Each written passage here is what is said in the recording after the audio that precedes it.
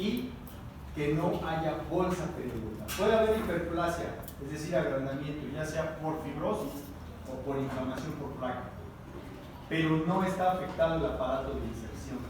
Si ustedes, lo que ven ustedes aquí en verde es el hueso, ¿sí?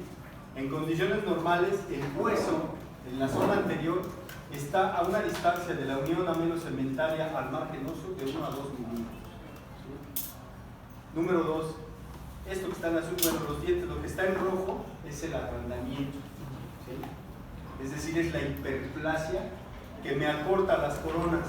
Por un lado, estéticamente no es agradable. Por el otro lado, fisiológicamente no hay una proporción adecuada del movimiento del bolo alimenticio.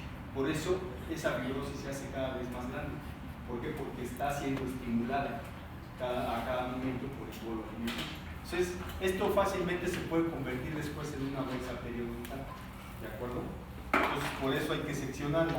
En este caso, yo tengo que verificar con mi sonda periodontal y con mis radiografías que mi hueso marginal no tenga bolsa periodontal, que no esté infectado, igual que acá. Es un requisito indispensable. Otro requisito indispensable, lo voy a apuntar con azul, ¿sí? Es que mi línea tenga buena cantidad o buen ancho de encía insertada. Si yo tengo, esta es mi línea mucogingival, ya saben que la encía insertada tengo aquí 1, 2, nada. Si yo hago un procedimiento y no mido esta variable, ¿qué le puede pasar a esa encía?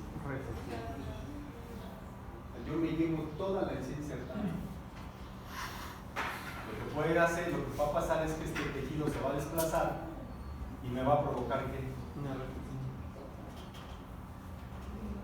¿Qué va a pasar?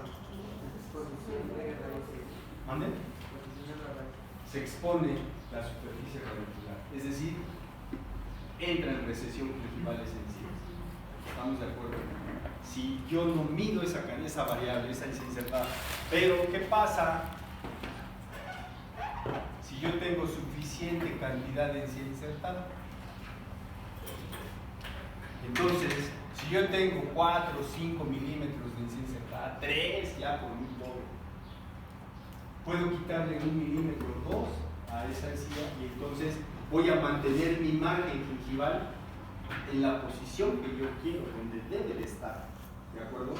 Esto les va a parecer a lo mejor, no sé, irrelevante, pero en realidad es sumamente importante porque hay casos, ha habido casos aquí en la clínica, en otros lugares, en donde se les hace fácil hacer una gingivectomía y no medir la cantidad de encía insertada y entonces se van hasta el hueso.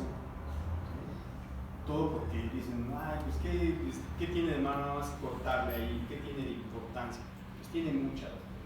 Entonces, eso es lo primero que tenemos que medir. Número 1, que no haya bolsa periodontal. Número 2, que haya suficiente cantidad de encía insertada. Y número 3, que el paciente tenga alto índice de efectividad en el control de placa dentoabrevial.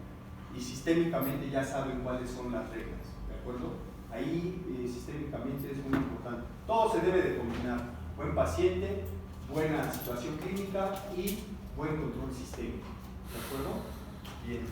Entonces, ¿cuáles van a ser los pasos? Número 1, obviamente el protocolo que se les pide, etcétera, etcétera, como ya se les dijo.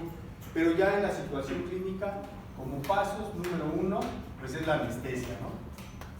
Paso número 2 es un sondeo transgingival. Paso número 3, marcaje de las bolsas. Marcaje de los puntos, perdón. Paso número 4, incisión a bisel interno intrasurcal. Paso número 5, incisión a bisel externo o marginal. Paso número 6, retiro del collar de tejido conectivo epitelial. Paso número 7, raspado y alisado radicular. Paso número 8, Gingivoplastía. Paso número 9, apósito quirúrgico. Y obviamente hay que estar lavando con suero físico. ¿De acuerdo? Entonces, de acuerdo a esta serie de pasos, se termina, se quita el tejido hiperplásico, se espera una semana de cicatrización. Generalmente el paciente ya viene bastante recuperado. Los 2 o 3 primeros días son difíciles por el dolor, la inflamación, pero se va normalizando el asunto. Ya después se vuelve a lavar, se hace una profilaxis de los dientes a la semana, se lava y se vuelve a citar a la siguiente semana, a los 15 días. A los 15 días ya tiene que haber una recuperación plena y total de la zona quirúrgica, ¿sí? Y entonces, ¿qué objetivos estoy persiguiendo?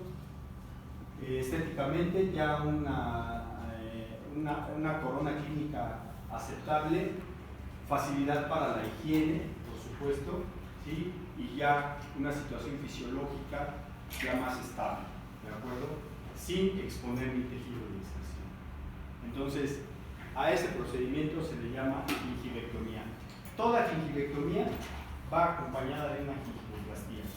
El término gingivectomía como tal significa corte de la encía, así nada más. Y la gingivoplastía ya es el remodelado, ya es devolverle ese contorno fisiológico festoneado que tiene la encía, adelgazarla para que cuando cicatrice tengamos una encía finita, de buen grosor, de un biotipo, un fenotipo estable.